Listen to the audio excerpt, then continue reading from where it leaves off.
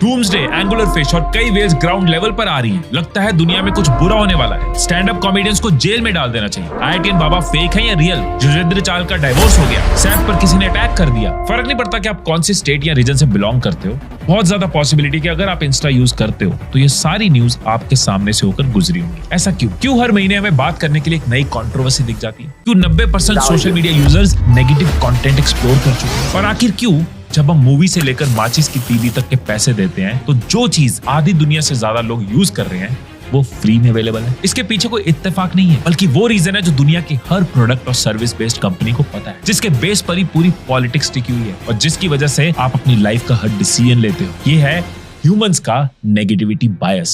1998 में psychology professor Tiffany ईटो ने कई लोगों की ब्रेन्स पर एक स्टडी करी जहां उन्होंने सभी को 3 तरह की इमेजेस दिखाई, पॉजिटिव, नेगेटिव और न्यूट्रल पिक्चर्स। अब इसके साथ जब उनकी ब्रेन फंक्शनिंग मेजर की गई तब उनके ब्रेन में सबसे ज्यादा एक्टिविटी और प्रोसेसिंग तब देखने को मिली जब उन्हें नेगेटिव पिक्चर्स दिखाई जा रही थी। इनफैक्ट अभी 2019 में ऐसी एक स्टडी डॉक्टर सोरोको ने 6 कॉन्टिनेंट्स की 19 कंट्रीज के लोगों पर करी, तब भी रिजल्ट सिमिलर ही मिले। इन सब स्टडीज ने ये कंक्लूड किया कि ह्यूमन ब्रेन बायोलॉजिकली ही नेगेटिव चीजों को ज्यादा इंपॉर्टेंस देता है। फिर चाहे वो रोड पर किसी को लड़ते देखना हो या टीवी शो में किसी को झगड़ते देखना हो, कोई घर टूटते देखना हो या किसी के घर बार को बिखरते देखना हो। मैक्सिमम न्यूज चैनल्स भड़काने और डराने वाली न्यूज से भरे होते हैं, ना कि अच्छे कामों से।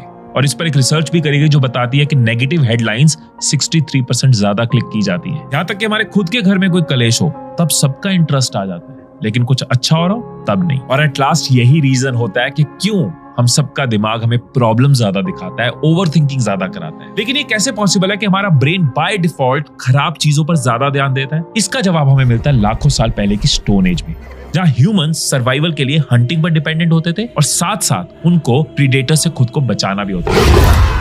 इसकी वजह से उनका ब्रेन हर वक्त एक अलर्ट मोड या खतरे के इंतजार में प्रिपेयर्ड रहता था। यही ब्रेन की एनकोडिंग सालों तक हमारे एंसेस्टर से एवोल्यूशनरी तरीके से पास होती गई और यही रीजन है कि आज हम नेचुरली नेगेटिव थिंकर होते हैं। तो अब आपके पास है सिर्फ 2 ऑप्शंस, या तो इस नेगेटिव लूप में फंसे रहो या फिर कॉग्निटिव रीस्ट्रक्चरिंग से अपने ब्रेन को री एनकोड कर लो। कैसे?